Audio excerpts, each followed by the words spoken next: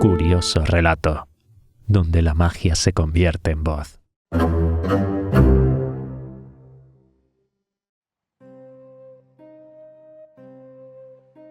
Capítulo 4. El baúl. Como es de suponer, me apresuré a contarle a mi madre todo lo que sabía, cosa que tal vez debería haber hecho antes, y comprendimos que nos hallábamos en una situación difícil y peligrosa. Parte del dinero de aquel hombre, si es que tenía alguno, nos lo debía, pero no iba a ser fácil que los camaradas de nuestro capitán, y sobre todo los 2 ejemplares que yo había conocido, Perro Negro y el Mendigo Ciego, estuvieran dispuestos a renunciar a su botín para saldar las deudas del muerto.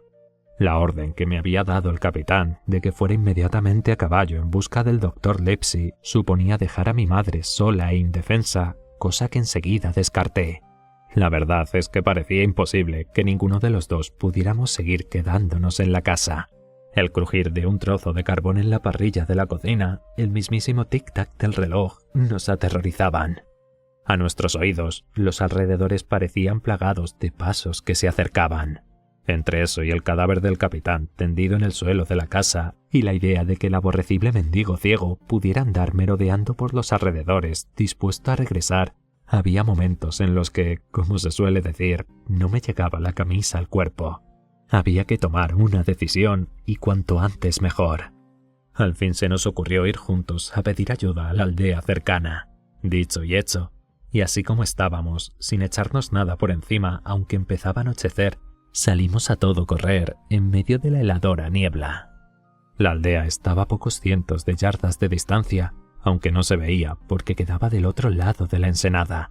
Y lo que más ánimos me dio es que estaba en dirección opuesta al lugar por el que había aparecido el Mendigo Ciego y por el que era de suponer que se hubiera marchado. El trayecto no duró demasiado, a pesar de que de trecho en trecho nos deteníamos y nos quedábamos escuchando, agarrados el uno al otro. Pero no se oía nada extraño, solo el lejano chapoteo de las olas y los graznidos de los cuervos en el bosque. Ya se habían prendido las luces cuando llegamos a la aldea y nunca olvidaré cuánto me reconfortó ver su amarillo resplandor en puertas y ventanas. Pero eso fue toda la ayuda que íbamos a sacar por aquel lado. Porque aunque os parezca que a los hombres se les debería haber caído la cara de vergüenza, ni un alma accedió a regresar con nosotros al almirante Benbow. Cuanto más les contábamos nuestros problemas, más se aferraban todos ellos, hombres, mujeres y niños, a la seguridad de sus hogares. El nombre del capitán Flint, aunque desconocido para mí, era bastante famoso para gran parte de ellos que temblaban con solo oírlo pronunciar. Algunos, que trabajaban en los campos al otro lado del almirante Benbow, recordaban además haber visto a varios forasteros en el camino y pensando que serían contrabandistas, habían salido huyendo. Y uno de ellos había visto un pequeño lugre en el lugar que llamamos el agujero del Cato. De hecho, solo toparse con algún camarada del dichoso capitán ya les provocaba un miedo cerval. Resumiendo, que aunque conseguimos que varios de ellos se ofrecieran a salir a caballo en busca del doctor Livesey, que se hallaba en dirección contraria, nadie quiso ofrecerse a defender la posada. Dicen que la cobardía es contagiosa, pero por otra parte, las discusiones hacen que la gente se envalentone. Y cuando cada cual hubo dicho lo que tenía que decir, mi madre tomó la palabra. Declaró que no estaba dispuesta a perder un dinero que pertenecía a su hijo, que acababa de quedarse huérfano de padre. Si ninguno de vosotros se atreve, les dijo, volveremos por donde hemos venido y muchas gracias a todos. Que con todos los grandullones que sois, no sois más que unos gallinas. Abriremos el baúl, aunque tengamos que morir en el empeño. Y gracias por la bolsa, señora Crossley, en la que podremos guardar el dinero que nos pertenece legalmente. Por supuesto, yo añadí que iría con mi madre. Y por supuesto, todos nos reprocharon a voces nuestra insensatez, pero ni un solo hombre se ofreció a acompañarnos. Todo lo que hicieron fue darme una pistola cargada por si nos atacaban y prometernos que tendrían caballos ensillados por si nos perseguían a la vuelta. Mientras tanto, un muchacho iría a caballo en busca del doctor para que reclutase a gente armada. El corazón se me salía del pecho cuando mi madre y yo emprendimos camino en medio de la fría noche para acometer tan peligrosa empresa. La luna llena empezaba a despuntar y su rojizo resplandor asomaba por los flecos superiores de la niebla, lo que hizo que nos apresuráramos aún más, porque era evidente que antes de que estuviéramos de vuelta, habría tanta luz como si fuera de día y nuestra escapada quedaría a la vista de cualquiera que nos estuviera espiando. Nos deslizamos pegados a los setos, con rapidez y sin hacer ruido, y tampoco vimos ni oímos nada que aumentase nuestro terror, hasta que por fin llegamos al almirante Bimbo y cerramos la puerta tras de nosotros muy aliviados. Inmediatamente corrí el cerrojo. Nos quedamos en pie y jadeando un momento en plena oscuridad, solos en la casa con el cadáver del capitán. Luego, mi madre fue a buscar una vela al bar y, cogidos de la mano, atravesamos la sala. Allí estaba tendido de espaldas, como lo habíamos dejado, con los ojos abiertos y un brazo extendido. «Baja la persiana, Jim», susurró mi madre. «No sea que vengan y nos vean desde fuera». Y cuando la hube bajado añadió: «Ahora hemos de sacarle la llave y a ver quién se atreve a tocarlo», dijo, acompañando sus palabras con una especie de sollozo. Me arrodillé inmediatamente. En el suelo, cerca de su mano, había un papelito redondo pintado de negro por una cara. Me di cuenta de que aquello era la marca negra. La recogí y vi que del otro lado estaba escrito con letra buena y clara el siguiente y breve mensaje: «Tienes hasta las 10 de esta noche». «Madre, tenía hasta las 10», dije, y en el instante en que estaba pronunciando aquellas palabras, nuestro viejo reloj se puso a dar la hora.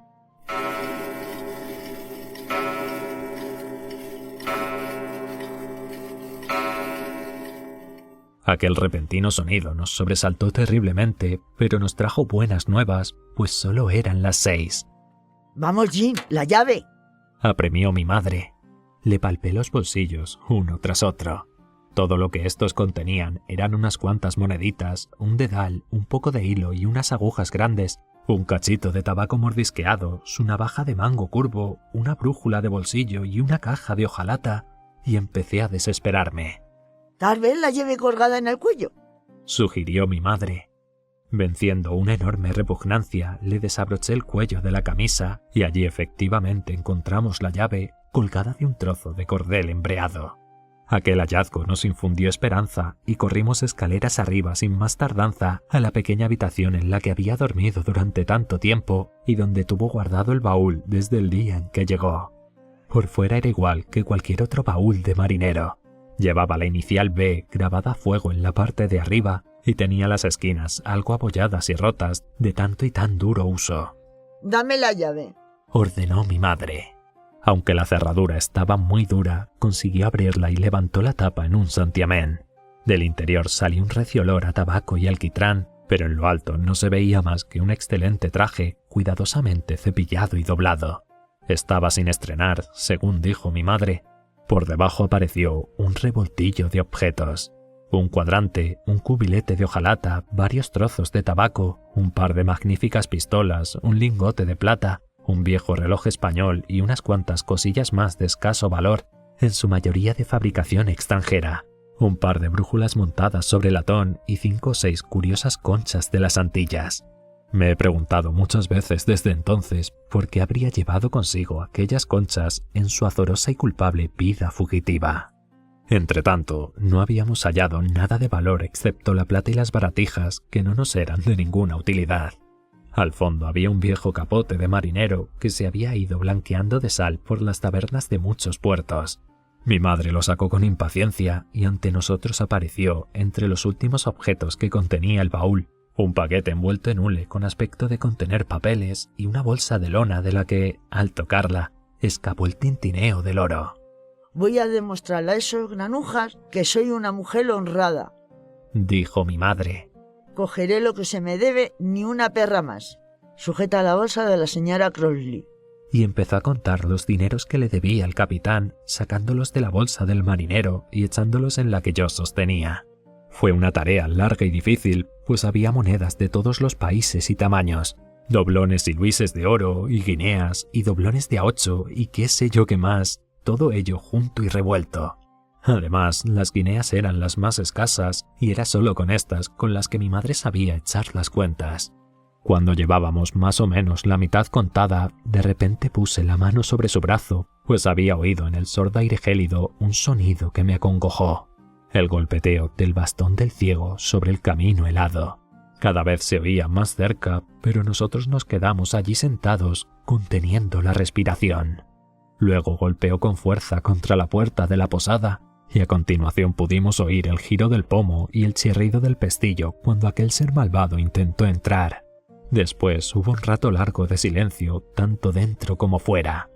Al cabo volvió a resonar el golpeteo, que para nuestra indescriptible alegría y gratitud se fue desvaneciendo lentamente hasta que dejó de oírse. «Madre, cógelo todo y vámonos», le dije, convencido de que la puerta cerrada habría levantado la liebre y de que la jauría se nos echaría encima.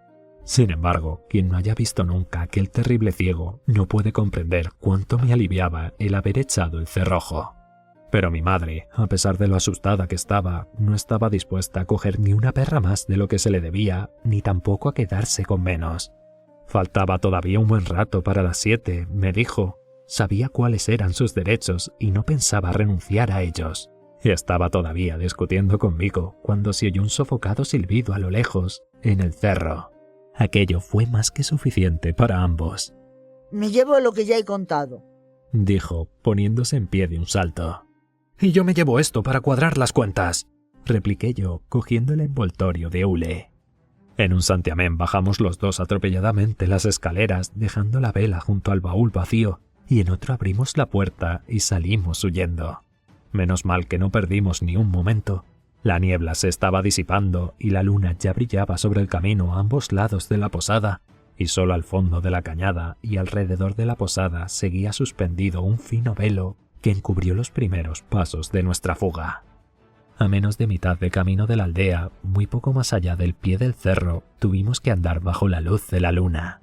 Y eso no fue todo, pues empezamos a oír el sonido de varias pisadas que se acercaban corriendo, y cuando volvimos la vista en su dirección, una luz que se balanceaba pero avanzaba con rapidez nos indicó que uno de los recién llegados llevaba una linterna. «¡Dios mío!», exclamó mi madre de repente. «Coge el dinero y echa a correr. Yo me voy a desmayar». Estaba seguro de que había llegado nuestra última hora. Cuánto maldije la cobardía de los vecinos, cuánto le reproché a mi pobre madre su honradez y su avaricia, su necia valentía pasada y su debilidad presente. Afortunadamente, habíamos llegado al puentecillo, y aunque ella iba dando tumbos, la ayudé a alcanzar la orilla del río, donde me acuerdo perfectamente que suspiró y se cayó sobre mi hombro. No sé de dónde saqué fuerzas para hacer todo aquello, y me temo que fui un poco brusco, pero conseguí arrastrarla por la ribera hasta debajo del arco del puente. No podía moverla más, pues el puente era demasiado bajo y la única opción era arrastrarme por debajo. Así que allí nos quedamos, mi madre casi enteramente al descubierto y ambos a tiro de piedra de la posada.